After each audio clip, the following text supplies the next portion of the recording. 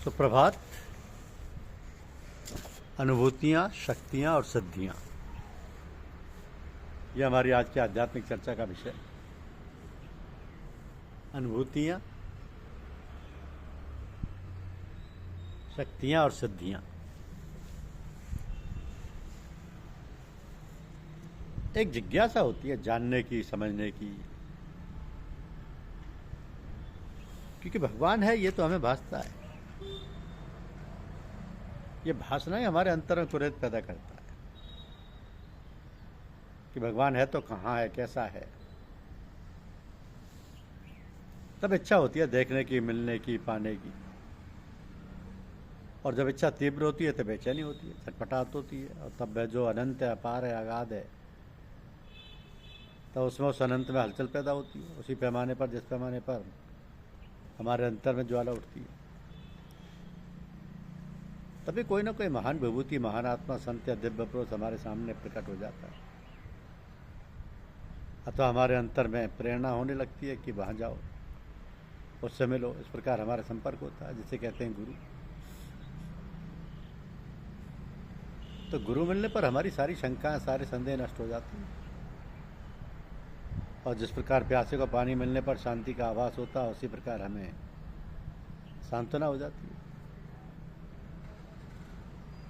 अब जैसे जैसे हम आगे बढ़ते हैं वैसे वैसे हमको नई नई अनुभूतियाँ होने लगती हैं और कभी कभी भ्रांतियाँ भी उत्पन्न होने लगती हैं। किंतु हमारा गुरु, जिसकी छत्र छाया में हमने अपने क्रियाकलाप का प्रारंभ किया था, वो कितना भी दूर क्यों ना हो, हमारी सारी गतिविधियों का अवलोकन करते हुए आवश्यकता अनुसार हमारी सहायता करता रहता है। भले ही हम उसका एहसास न कर सकें या ना करें, किंतु वो गुरु तो प्रतिपल प्रति क्षण इतना जागरूक रहता है जिसकी हम कल्पना तक नहीं कर सकते। कभी कभी ऐसी अवस्थाएं आती हैं कि हम किम कर्तव्य विमूढ़ हो जाते हैं, और वह गुरु पथ प्रदर्शक किसी न किसी रूप में हमारे सम्मुख प्रकट होकर हमारी रक्षा करता है, सहारा देता है। उस कंटका कीर्ण असहाय अवस्था में हमें उबार कर निर्बाध गति से अग्रसर होने के लिए सक्षम बना देता है।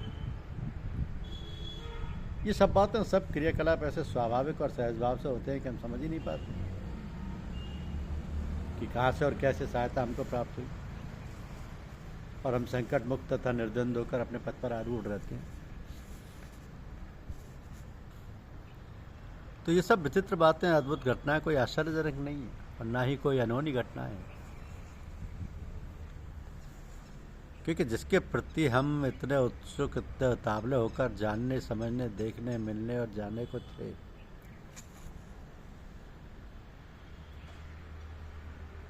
जानने, समझने, देखने, मिलने और पाने को थे, वो तो सर्वज्ञ, सर्वव्यापक सत्ता है, जिसके लिए कहा जाता है कि उसको चींटी के चलने का भी ज्ञान होता है। और सारी बातें जब हमको हमारे अग्रज, हमारे प्रबुद्ध और महापुरुषों द्वारा बतलाई जाती हैं, तो फिर हमें पूर्ण विश्वास और श्रद्धा से मानकर उसका अनुसरण करना चाहिए। अनुसरण करने पर जैसे जैसे हम आगे बढ़ते हैं, हमें अनुभूतियाँ होती रहती हैं और हमारी श्रद्धा व विश्वास बढ़ता जाता है तथा हमारा मार्ग सरल और सुगम बनता जाता है।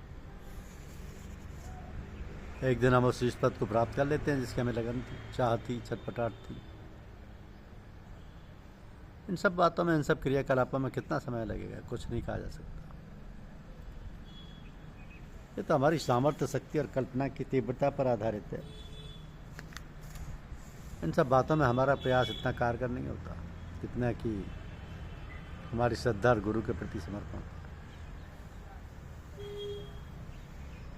तो समर्पण की अवस्था समय समय बढ़ती रहती है, और जब हमारा समर्पण सर्वांगीण होता है तो फिर जिस प्रकार हम वायुयान में बैठकर अपने निर्दिष्ट स्थान पर शीघ्र पहुंच जाते हैं, उसी प्रकार हम भी अपने लक्ष्य को प्राप्त कर लेते हैं। ये तो बातें कहने की हैं, सुनने की हैं, पुस्तकों की हैं, किंतु जो साधना करते हैं उन्हें अपने अपने स्तर से अनुभूतियाँ, शक्तियाँ और सिद्धियाँ प्राप्त होती रहती हैं, और अंतर में एक संतुष्टि, तृप्ति का भान और आभास होता रहता है। एक दिन हम कृतकृत्य हो जाते हैं और उस अवस्था को प्राप्त हो जाते हैं जिसका वर्णन नहीं किया जा सकता। बिंदु सिंधु में समा गई, आत्मा परमात्मा में मिल गई, बस फिर क्या। तो भगवान पर सच्ची निर्भरता सभी कठिनाइयों को दूर कर देती है। व्यक्ति निर्माण की सच्ची प्रक्रिया परम प्रेम के प्रति पूर्ण समर्पण में है, और यह बात ध्यान में प्रकट होती है। जब जीवन मिथ्या प्रतीत होता है, जब मृत्यु उपस्थित होती है, जब पीड़ा से हृदय हटता है तथा मनुष्य का संताप चूड़ान तोड़ता है, तुम स्मरण रखने की चेष्टा करो। स्मरण रखो कि ये सब बातें शरीर की हैं, तुम आत्मा हो। प्रत्येक दिन को इस प्रकार ग्रहण करो मानो जीवन का अंतिम दिन है। जीवन के प्रत्येक क्षण में जप करो। प्रतिदिन अपना जीवन भगवान के चरणों में समर्पित कर दो। उनकी इच्छा की सर्वज्ञता को देखो, और तुम बाघ के मुंह में भी, मृत्यु की उपस्थिति में भी, नरक द्वार में भी तुम ईश्वर को प्राप्त करोगे। और यदि प्रभु का स्मरण ही तुम्हारा जीवन श्रम हो तो एक महान आनंद तथा निर्विकार शांति तुम्हें प्राप्त होगी, तथा जो विभत्स लगता था वो सुंदर प्रतीत होगा, और जो भयंकर लगता था वो सत प्रेम में प्रतीत होगा।